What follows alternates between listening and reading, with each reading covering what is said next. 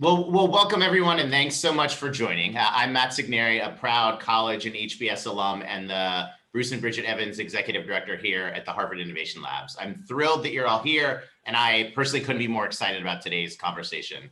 Today, March 10th, actually marks 1 year to the day that the university announced its plans to go virtual. So it's been a year full of twists and turns for Harvard and all of the founders and student alumni teams we serve.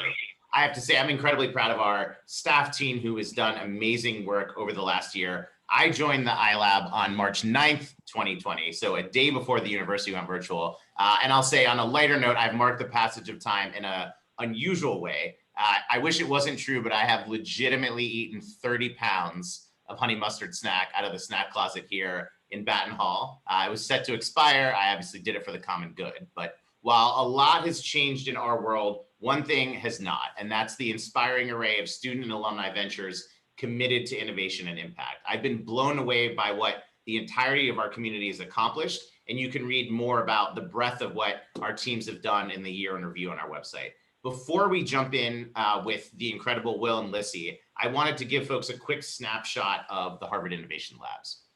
We opened nearly a decade ago in November 2011. I was there on opening day, and it's amazing to see how far we've come. We've served 1,700 ventures, over 3,000 founders, hailing from 131 different countries. They've raised nearly $3 billion in capital and impacted dozens of industries and sectors.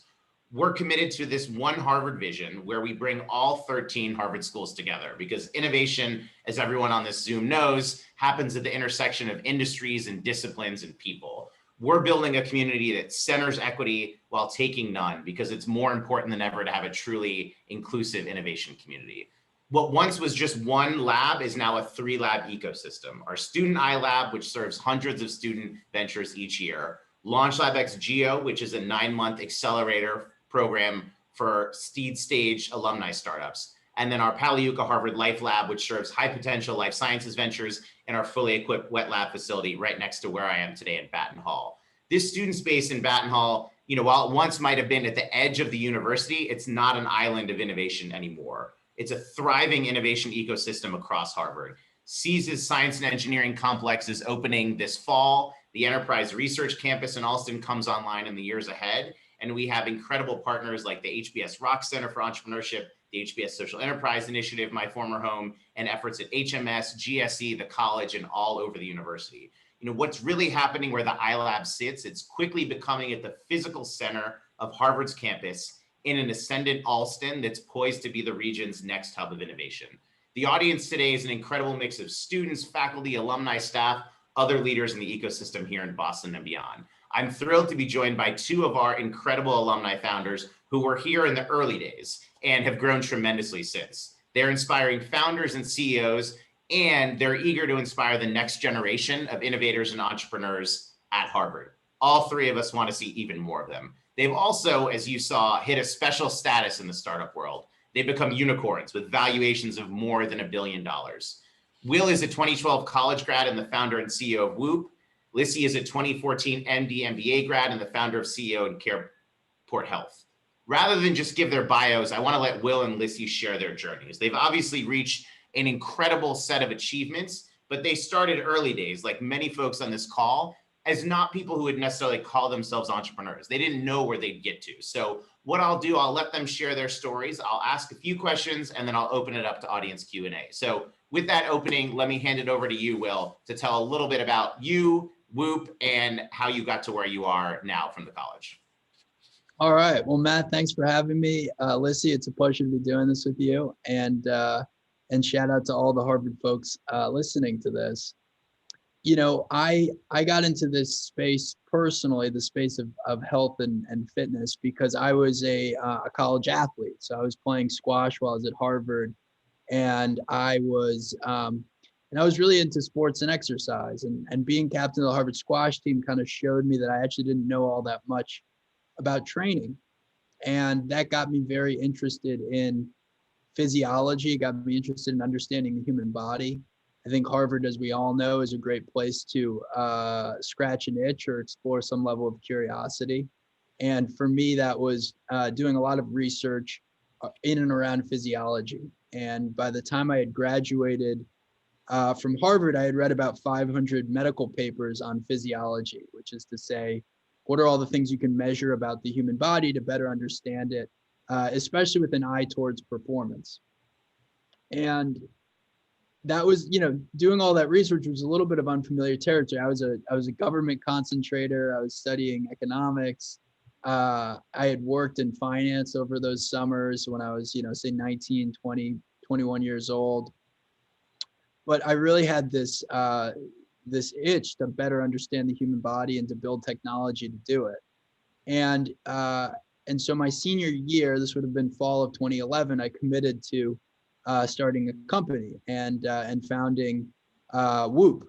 And today Whoop builds wearable technology across hardware and software and analytics that's designed to improve performance, improve health. You can see I'm wearing a small wearable sensor on my wrist that's measuring everything about sleep and recovery and strain. And, as Matt mentioned, it's become a meaningful consumer business. So we started with the best professional athletes in the world, and today we serve hundreds of thousands of consumers. And the journey from the iLab to where we are today was a pretty fascinating one. I feel quite fortunate that the iLab existed. So Matt, you mentioned that it was founded in 2011. We were occupying it, so summer of 2012. That's right when I had graduated from college. I had met a guy named John Capilupo, who was Harvard 2014. And I met Aurelian Nicolai, who was Harvard 12. And Aurelian had just graduated and was living on John's couch. And John was a computer science and mathematician whiz. He was studying things like Math 55, and the combination of having a computer science math whiz and having Aurelian, who was a great mechanical engineer, had us well positioned that summer. And so I had a vision, I would say, for what the technology could do, what it should measure. John had a sense for potentially how we could take on the algorithm side of it.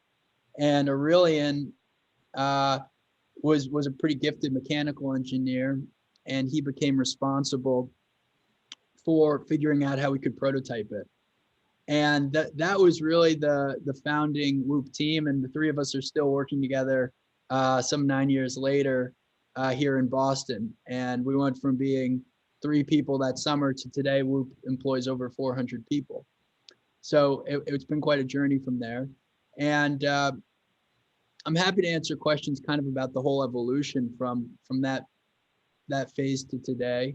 I think what's exciting for me in reflecting on that journey is I think, first of all, how unique the Harvard Innovation Lab is, and also how unique being in the Harvard ecosystem is as it pertains to entrepreneurship. It's a group of people that is coming from a remarkably different skill sets that can then be united under one roof, which I believe should be the iLab, to create things. And I think that's really exciting.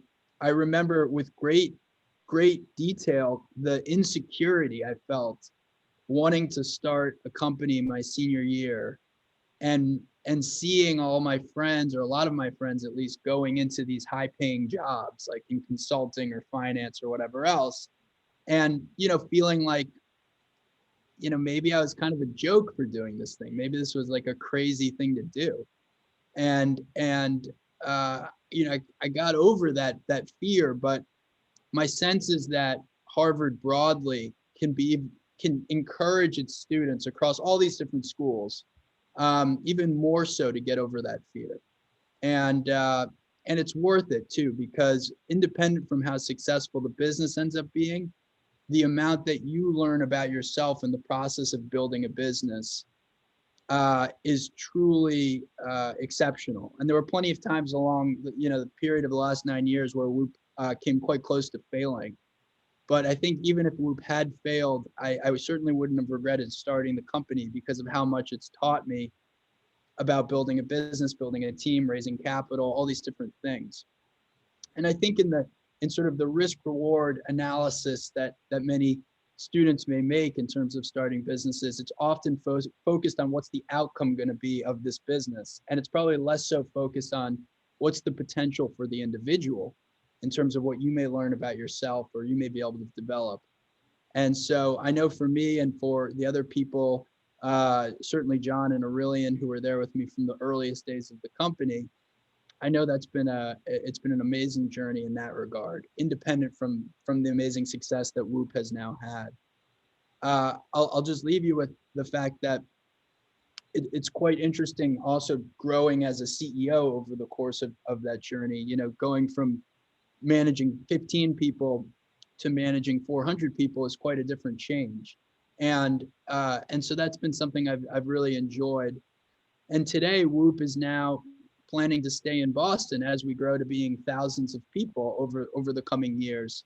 And that's another huge, I think it's a hugely important thing that the iLab has done, is that it's made companies also, I believe, stay in Boston that may otherwise have gone elsewhere. I mean, I remember my senior fall thinking, oh, Whoop will probably end up in Manhattan, or maybe I should go out to the West Coast. But because the iLab was there for those first 18 months, and because I was able to get access to, investors and professors and students and even sports teams, because we were building technology initially for athletes, it kept us in Boston. And so here we are creating jobs, I think, as well for the city. So anyway, that's a lot of different things that I've covered, but grateful to be here, grateful for the iLab, and happy to answer more questions. Thank you. I mean, I think you hit a lot of important themes on that. You know, the team of co-founders you built as fellow students. Entrepreneurship is anything but a clear and guaranteed path. And I think the importance of this institution in building a deeper innovation ecosystem in Boston for folks to come and stay. I'll say, as I told Will at the top, I ordered my new Whoop 3.0 strap just last night. I think you're going to get less of like the Patrick Mahomes high performance athlete vibe and more of the suburban dad in a minivan vibe. But the amazing thing about this quantified self movement is the way in which all this performance insight around strain and sleep and a whole host of different topics makes people more effective and live better lives. So I think it's a real incredible company and contribution. Lissy, I'd love to hear more about your journey transecting two schools and building, a company that's seen a lot of its own share of twists and turns in two transactions over the last couple of years. Yeah, and thanks for having me here, Matt, today. And great to see so many folks were able to carve time out of their day to join Matt and Will and myself. And Will, it's a pleasure to meet you and hear your story. Have admired your company certainly from afar. So it's great to be on this conversation with you. So for folks that don't know me, my name is Lissy, and I am the CEO and founder of CarePort. And what CarePort does is we connect hospitals with all of the services that patients need after a hospital stay. So think nursing homes, home health agencies, hospice, dialysis, durable medical equipment, just the range of services. And I started the company because I was in medical school and doing the joint MD MBA program, and I was training at some of the Harvard hospitals. And what I found was that, many of my patients coming out of the hospital would need some type of care. They would need to go to nursing home, for example. And the ways that people have to set up that care is there's literally a nurse at the hospital who picks up the phone, calls 20 different nursing homes. Do you have a bed? Do you have a bed? Do you take this insurance? Do you do this service? And that's the process. And, these were some of the most technologically advanced hospitals in the US, if not the world. And I myself would go home and, get on Yelp and be able to find, information about a restaurant halfway around the world, or book a hotel halfway around the world. So there's just this huge disconnect where in the hospital, you were basically operating with phone calls and faxes. And then you would go home and you would have, all this access to technology and information. And so I set out to basically build a platform that would connect these two different parts of the healthcare system and enable them to book care and to transact. And at this point, we are in over 1,000 hospitals, 100,000 sort of post-hospital providers. We process something like a third of the patients coming out of the hospitals will go through the CarePort system. So we're in 43 states, all over the country, and you know, like Will said, it's been an amazing journey. But where it started was the iLab and at Harvard, and I actually had no idea that I was going to become an entrepreneur or become a CEO. This was really just an idea that I put together for the HBS business plan competition. And I entered into it, not really knowing what was going to happen. We won the social venture track, which was what was called at the time. And then I used the funding to basically start CarePort. And it's funny, actually, a couple of years later, after I had raised capital and was well on my way, I met somebody who had won the business plan competition from years past, and they were telling me that you know, you didn't actually have to use the money to start the company, which I thought was just such a funny thing to say. But you know, that's what I did, and it's really been sort of the best decision of my life. We recently sold CarePort to a strategic for about $1.3 billion, which was a great transaction for everybody involved, and it's been great to, as Will said, you know, to grow a team, to lead a team, and to bring all those people along with you. You know, that has probably been one of the most rewarding aspects of building a company. It's that, one, you get to deploy a solution into the world that you think matters, that makes a difference, but at the same time, you get to bring all these people along with you, and your success is their success. So, you know, excited to have the conversation today, Matt, and like I said, sort of return to where CarePort really started. Awesome. Thank you so much, Lissy. And I think that, you know, the piece you touched on where you go from, you know, you guys both went from student to quickly becoming, you know, very essential job creators for the Boston economy, but also in your CEO capacity is responsible for dozens and then hundreds of people's, you know, livelihood, success, progress at your organizations. You know, I'd love to flash back in time, because for a lot of folks who are in it right now, who are, maybe they've raised the seed round, maybe they've just incorporated their company, maybe they're still just coming with an idea. What is, you guys touched a little bit upon, you know, Will, those early days in the iLab, Lissy, that the new venture competition funds. What's most memorable to you from those early days when you look back and you're like, how did I actually make it, knowing what I knew then, which was, you know, I want to go so far as to say, like, you were probably a bit of a hot mess as an early founder, but there was certainly growth potential. And, you know, I'd love, maybe Lissy, you can start on just what was it like in the very early rough days of CarePort, or what CarePort is now, I should say. Yeah, I mean, candidly, Matt, it was a hot mess. I mean, that's what it feels like. You know, every single day you feel like, is this really going to work? You know, what? And similar to Will, you know, I had friends of mine who were going off and doing all these things, and you know, here I was, you know, driving my car out to Western Massachusetts because it was, you know, a hospital that agreed to pilot our solution, and I was, you know, shadowing nurses around, begging them to let me shadow them because I was just, you know, slowing them down while I was shadowing them so that I could really observe their workflow and try to figure out, you know, is the solution that I'm building, is there really a fit here? And there's so much uncertainty. You know, I think that was something that I really had to sort of get used to. It's that, you know, I remember getting all spun up about, you know, what's the cost of customer acquisition, what's my sales cycle going to be like, and what is really sort of the revenue model going to be like. And what I would say to myself now is, if I were in those shoes now, would be that at every stage of the company, you're trying to solve a different problem.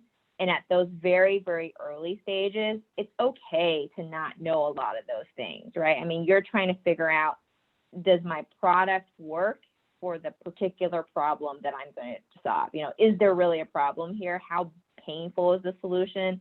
And is what I'm building actually going to work? And a lot of those other things, I mean, it's important to sort of hold in your mind. But, what I always tell people is, don't be too concerned about seeing, 3, 4, 5, 7 years into the future. Focus on the problem that you're trying to solve now.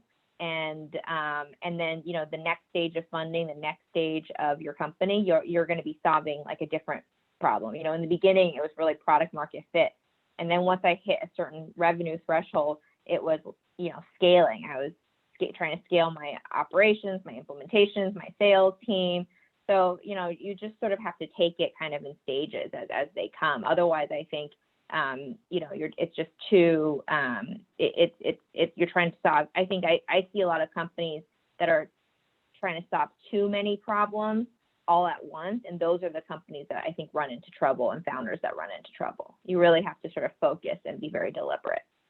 Yeah, and I think that before I open it up to Will, I mean, things you've both touched on, which, I certainly see, and I think folks on the call see, of, the sometimes the pervasive culture of perfectionism, or a sense of being a fear of failure, or a sense that there are certain lanes that people may go down, whether it's a graduate school path or a consulting or banking path. There's sort of well-laid paths that are clear, and the entrepreneurship one is far more uncertain because, the data show that most ventures do fail. So there's not a guarantee of success. Will, building, software and hardware, and you shared a little bit about being instrumental in building the first engineering lab as part of the iLab. I'd love to go back to your early days when you were, finishing up fresh out of the college.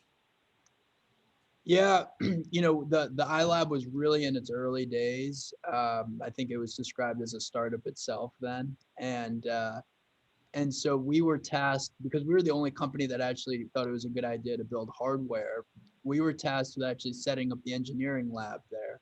And I remember Nikolai was helping order the different tools, probably the most important of which was a 3D printer.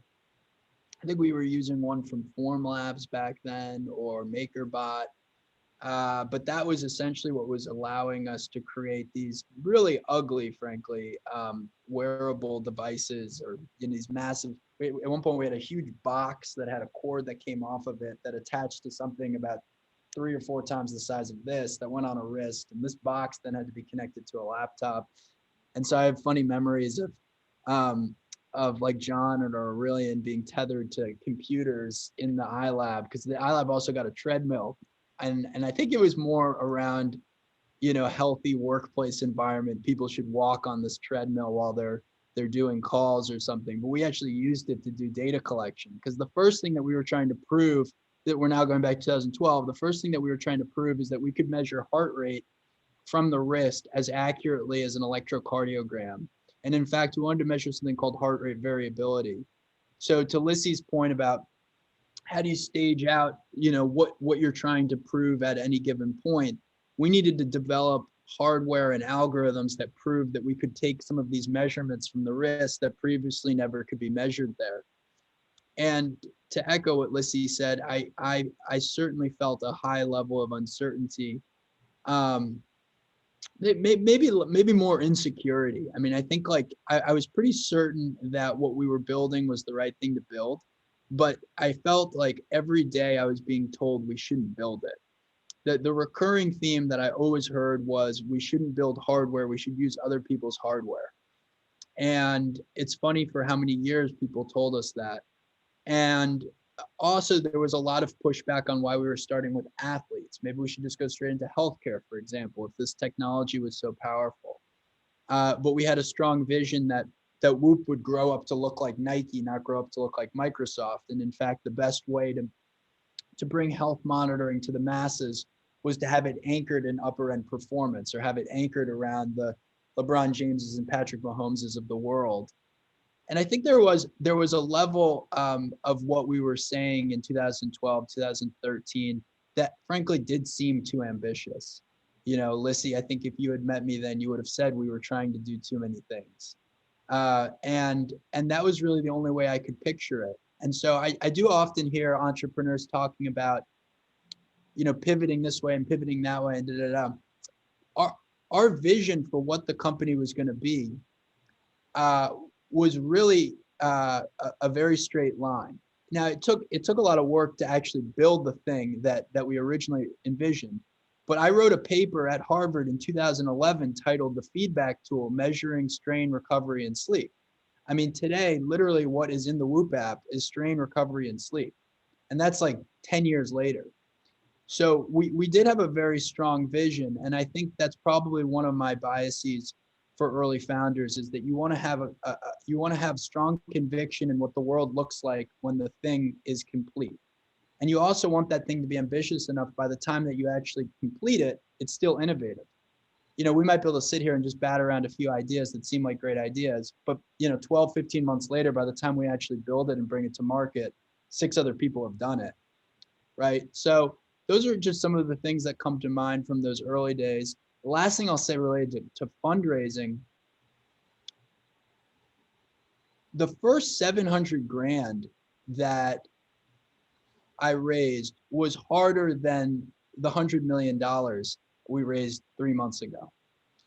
And I say that because hopefully it gives people some comfort. If you're having trouble raising a few hundred grand and you're in the very early stages, like, it's actually just really hard.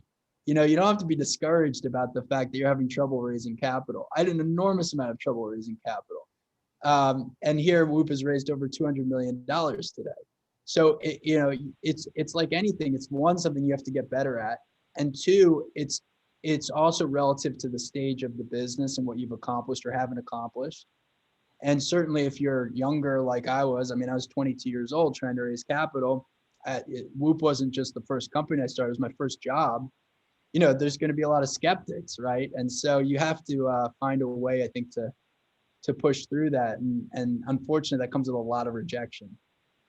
So it's interesting on that skeptic point. I mean, I'm curious. There's a lot of, you know, I'm sure at every stage of your respective journeys, there's naysayers or doubters along the way. And sometimes the most plaguing one is when, you know, you yourself are doubting. I know obviously there was a lot that sustained you both. On a personal level, I'm curious, what sustains you in this work and keeps you motivated? You know, you've been at these efforts for, you know, 7, 10 plus years. What do you still find fulfilling? I mean, obviously you're going up a growth curve, but what sustains you amidst all that sort of skepticism and people who doubt what you're doing, even today, probably?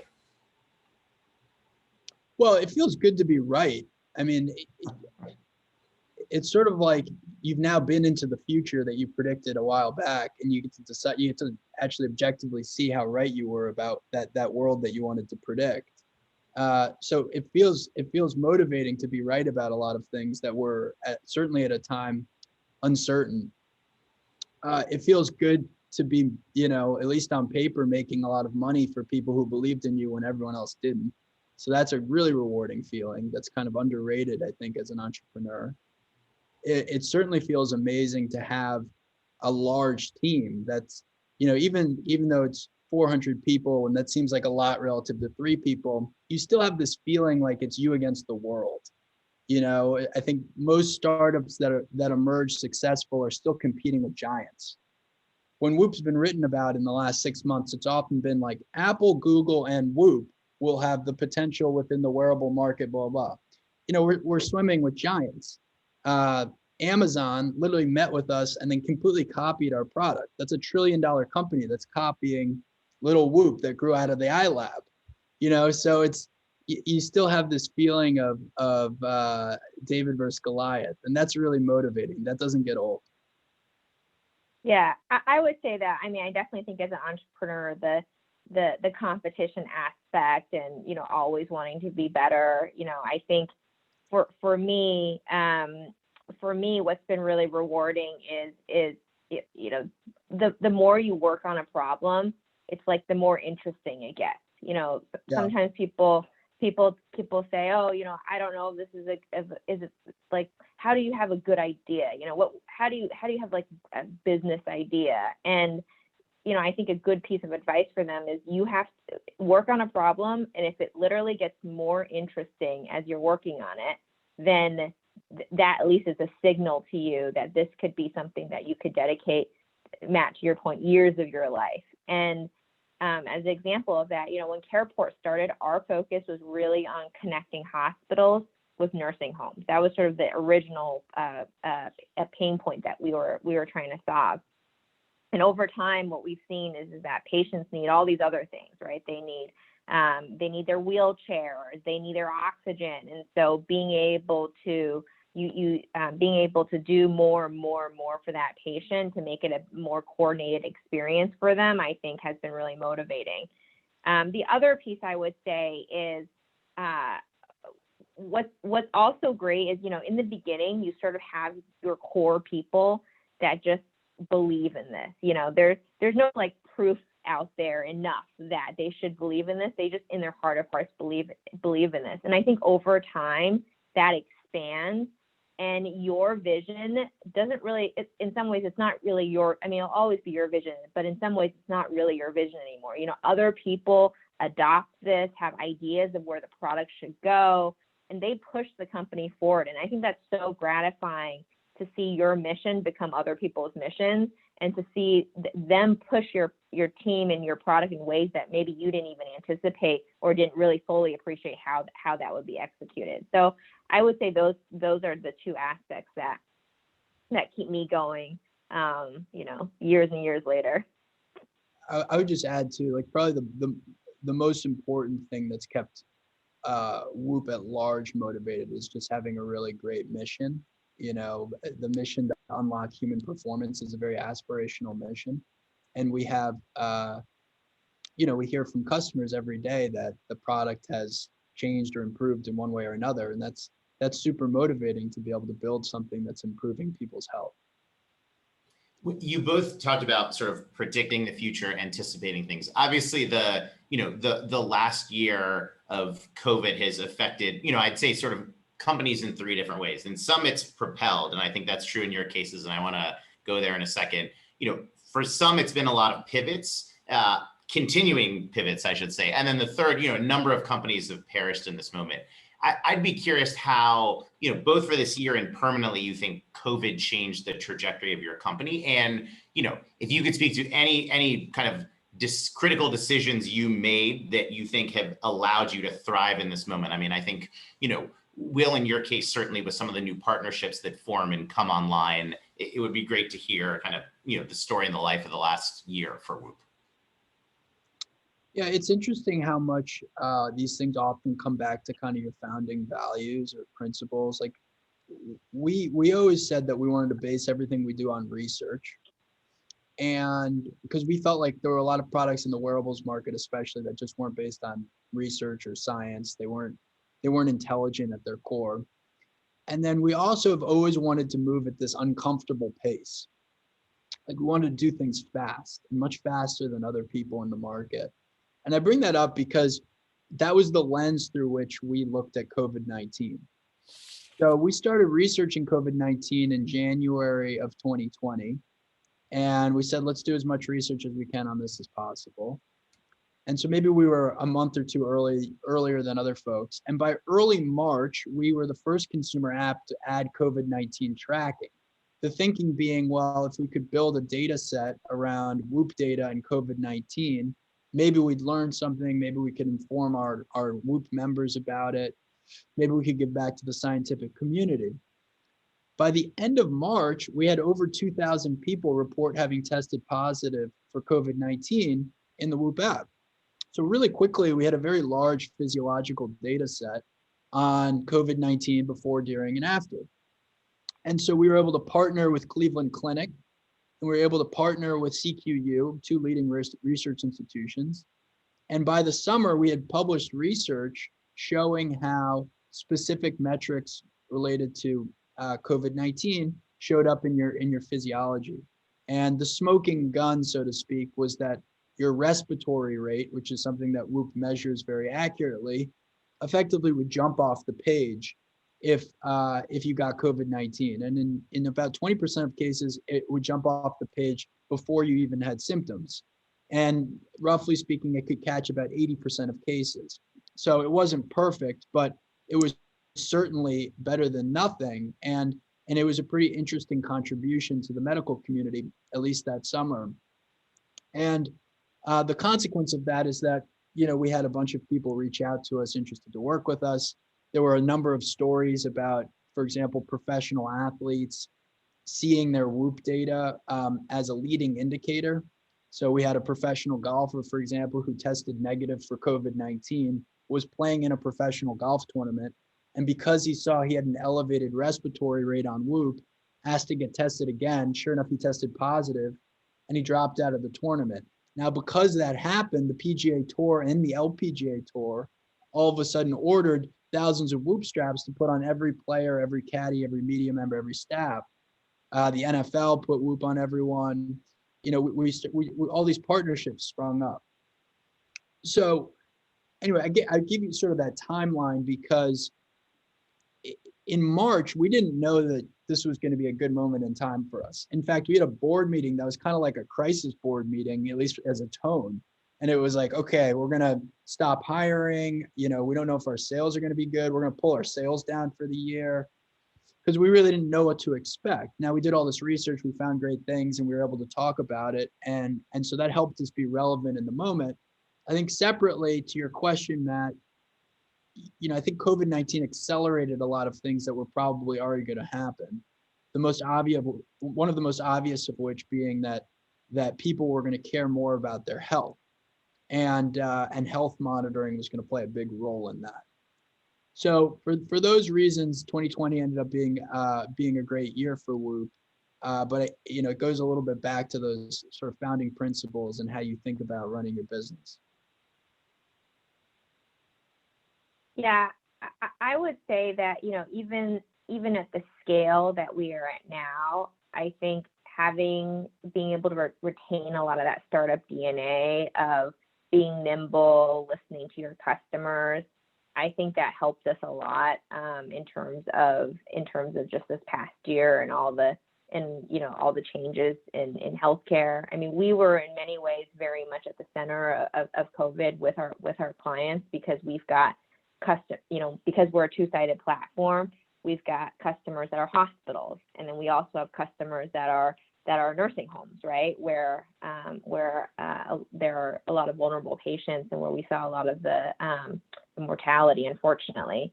And every year we sort of, and at the scale that we are at, it becomes harder to do the sort of weekly product roadmaps and you sort of change everything on the fly because we just have such an installed base. And so every change you make, because we're part of the critical software that a hospital or a nursing home uses, just has to go through a lot more of a process than I think when we had, 5 customers using us, and it was less disruptive and there's less sort of changes at scale. But in March, I remember, we were talking about sort of our product roadmap for the year. We, had a lot already sort of laid out. And then with everything happening, I mean, we have within New York City alone, most of the hospitals in New York City use our tool, right? And so immediately what we were hearing from our customers was, one, I'm having a hard time finding places for COVID-19 patients to recover. So is there a way, because you're connected to all these nursing homes, you're connected to all these home health agencies, how can you help us figure out which places can take recovering COVID patients? That was sort of problem number one that got surfaced immediately. And it was compounded by the fact that, basically the care continuum is like a pipe, right? So if you can't get people out of the hospital, you can't get patients in the hospital. And so people began to sort of see this process of getting patients out of the hospital into these different care settings is even more critical than ever before with COVID going on. And so we basically, threw away our entire product roadmap and just started working on how do we help facilitate some of these transitions out of the hospitals? How do we match patients that are coming out of the hospitals to nursing homes and other places that can take these recovering patients? And it turned out to help a lot of the hospitals that we were working with. It turned out to help a lot of the nursing homes that we were working with. And last year, 2020, ended up actually being our best year in sales yet. And I'm not saying that those two things are directly related, right? Because there's a lot of other trends that make, we're already building to some of the other things that we were doing.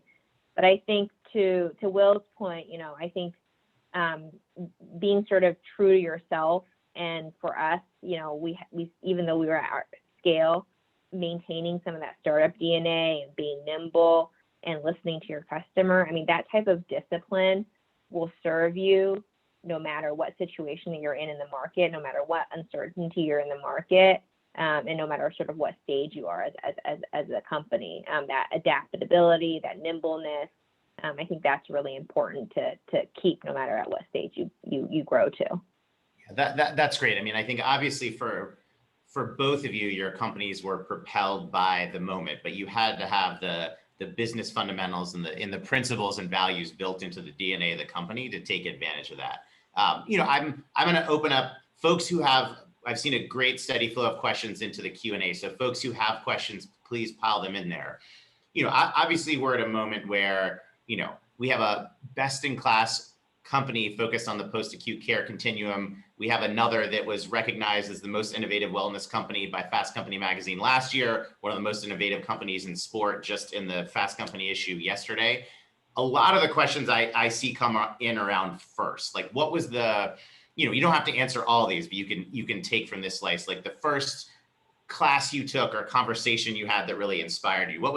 How did you get that first paying customer for what you're building, and, closing that first, not fun necessarily, but closing that first investor. I love just to get some of that first stuff. It's clear that folks are kind of in this moment of they're trying to cross that chasm, which, as you talked about, well, that first 700K was a heck of a lot harder than the 100 million.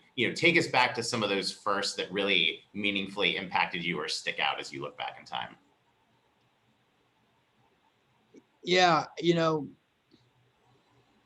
I think a lot of it is reps. I think, especially when I just think about the early stages of raising capital, I think it's very important to keep meeting people, keep talking about what you want to do and your vision. And you should try to listen to what people say, but I think it's important that you don't zig and zag with every person that you meet. I know I just remember so many meetings that ended with someone telling me why I was doing it wrong or I had the wrong point of view. And it's pretty discouraging. I mean, it really is. And there's no other way to say it. But you can overcome it. You really can. And a positive way to look at it is, if that many people disagree with you and you end up being right, the stakes are going to be quite high for being right. And that means you also see a nuanced thing about the market that other people maybe don't see. So, that gives you an advantage. I guess that's just some of the framework I would try to apply to rejection. If you hear the same exact thing over and over again, maybe you want to think more about it. But even then, I think you still have to have strong conviction in the direction that you're going. Some of the earliest capital that we raised was from friends and family. Some of it was from your sort of professional angel investors. I think as you get on the spectrum of more professional investors, I would just recommend that you try to meet as many people as possible and you don't linger. If you're doing a 6th call with someone or a 7th call, they're not going to write a check. Even if they think they're going to write a check, they're not going to write a check. Like empirically, it just doesn't happen. And it's easy to tell yourself, well, gosh, I've already done 5 calls with this guy. The 6th one, he's probably going to get over the line, because that's the optimistic entrepreneur, speaking to yourself.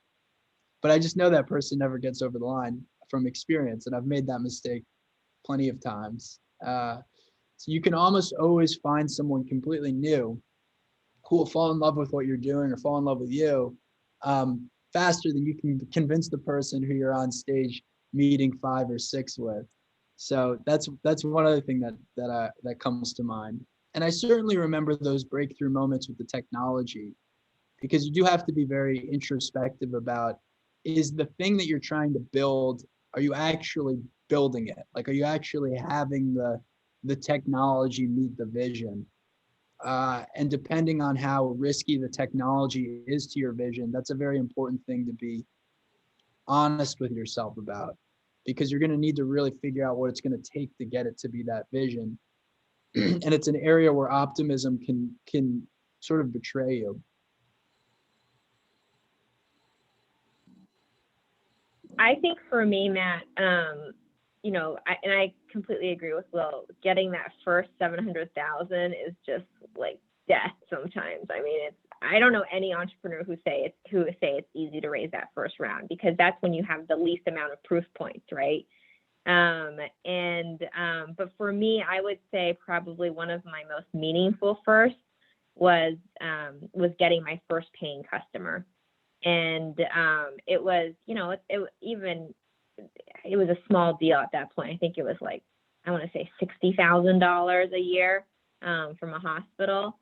And it just like, I got that account, and, you know, I felt like I had, I don't know, won the Super Bowl or won the lottery. I mean, it just felt so good that it felt real. You know, even after I had raised money, it felt real, but nothing felt as real as getting a check from a paying hospital who was going to change their workflow completely to use your system. You know, someone who had sort of stuck their neck out there, because frankly, in hospitals, most executives aren't paid to make risky decisions, right? They're that's not exactly the type of person probably that you may even want to be running your hospital, for that matter. But you know, this is someone who was sort of had said, this is a technology that I think is important. I know they're not proven, but we think it's important enough to really try, and you know, getting through the IT committees, doing the training of you know, entire hospital people. That was probably one of like the best moments of the journey of CarePort. And, you know, subsequently the acquisitions and all of that type of stuff obviously have been great. But in those beginning days, there's nothing like getting your first customer. It's an awesome feeling. And are there some of the other questions that have come in are asking, you know, how you found how you found the people that helped you along the way, whether that's a professor, a mentor, a fellow student, or, you know, the co-founders that you built when you were at Harvard. How do you build this network of people who are, you know, in the fire with you every day building the company, or that are, you know, supporting and sustaining you on that personal level? And maybe, you know, you guys talked a little bit about some of the co-founders or other people, but bring it to life with maybe 1 or 2 people who really had a deep impact. Well, there's certainly a lot of different ways to identify co-founders, and at this point I've met a lot of different founders of companies, and they come in a lot of different shapes and sizes. My experience and my bias is that you want to have co-founders who are highly complementary to you, but what that also means is they may be very different than you and have very different backgrounds than you, which also means that they may be quite far away from meeting. Like I met so many people my senior year that I thought would be like part of the Whoop founding team that didn't pan out.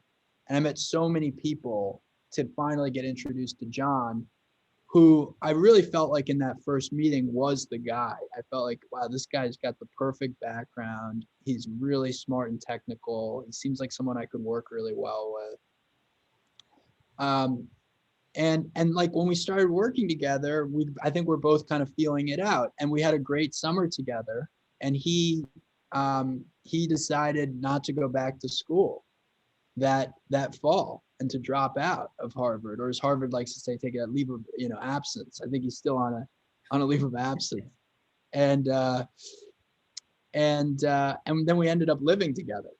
And so that's a real 0 to 60. but it was worth it because look at what we've been able to build as a consequence. And obviously those are things that are easier to do when you're younger. But I think that the core thesis is that if you can find people who are really complementary, who have skill sets that are quite different than yours, those strike me as being good co-founders. Yeah, I would agree with that. I mean, my COO, who has been with me, from almost the very beginning, he's someone that I met. He hadn't even been in healthcare.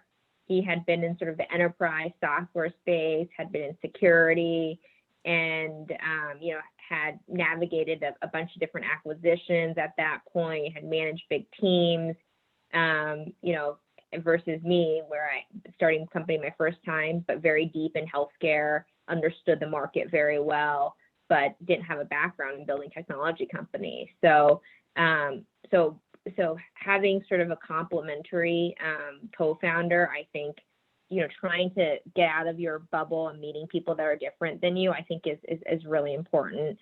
And there's no magic to it. I mean, the magic to it, if you will, is going on 1,000 coffee chats, asking to be introduced to, hey, this is kind of what I'm looking for. Do you know anyone in your network?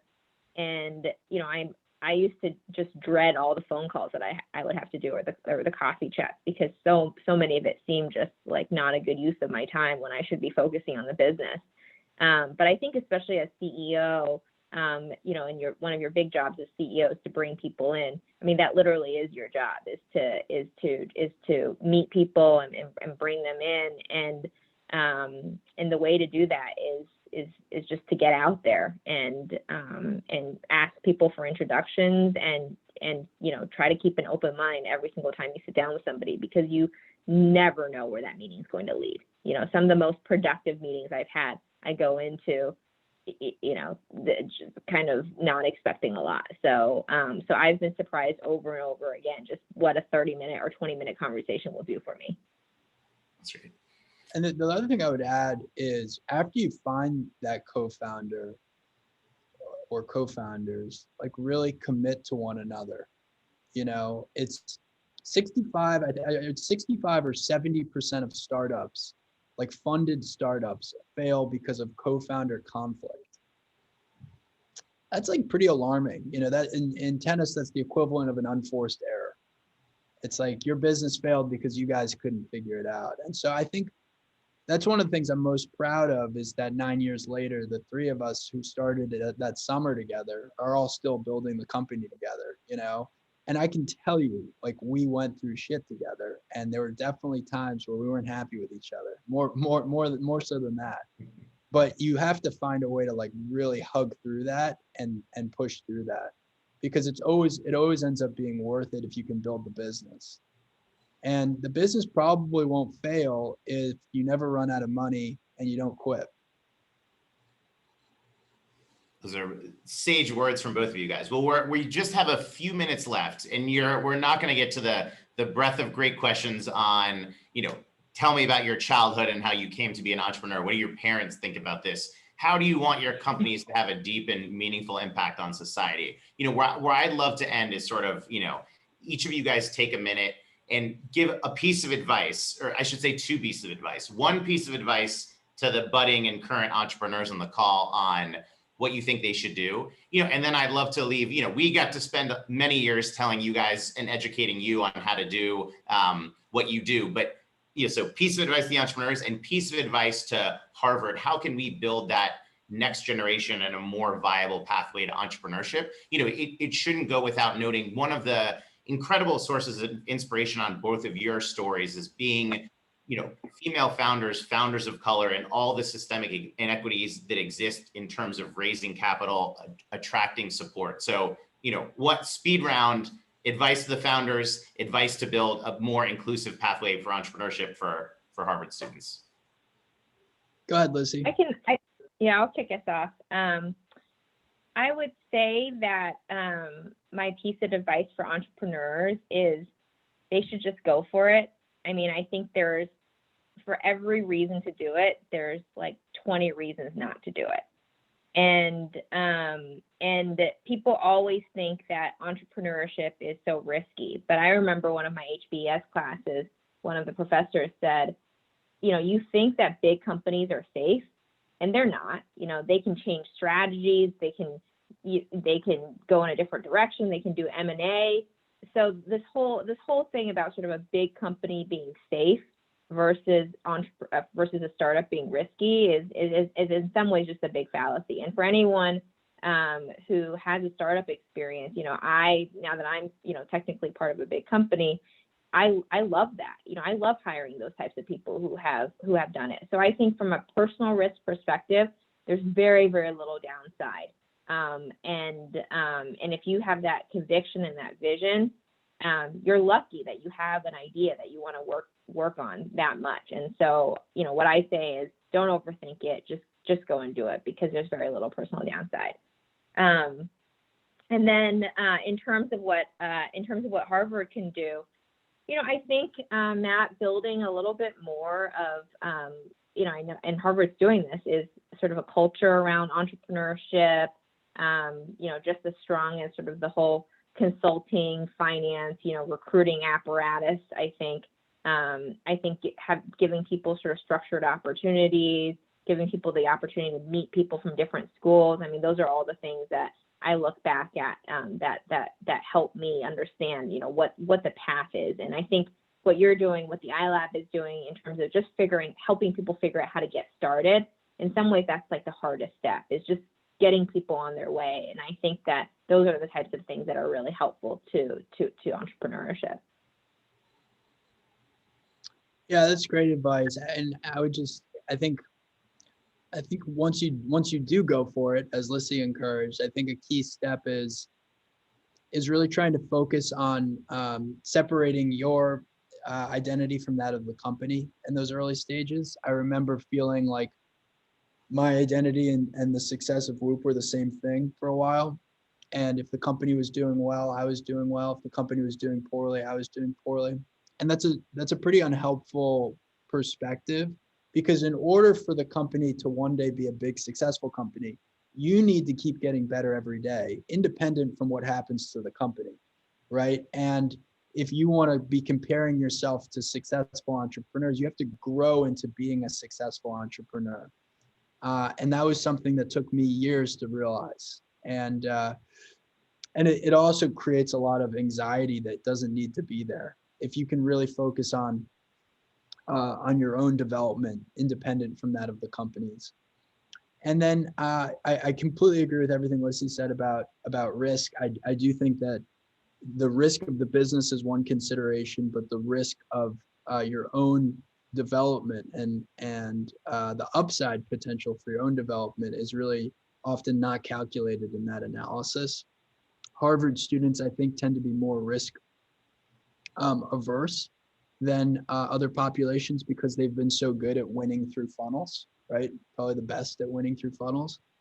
And so this is where I think Harvard can also help its student body, is don't make Harvard students feel like they need to go into another process and they need to compete with each other into the next process. Because I certainly felt that as an undergrad, and I know many undergrads feel it, where they need to go win at the consulting process. They need to go win at the finance process, right? And there's so many, I've now seen this 10 years later from having been in school, there's so many people I know who are waking up to these career paths that they realize they weren't all that interested in to begin with. But for whatever reason, they felt like that was the next path. And so I think Harvard can help encourage its students to pursue entrepreneurship, and especially to meet one another at all these different schools, because it really is one of the best places to find these people with complementary skills that we were talking about earlier, to find co-founders and people to build your business or your idea.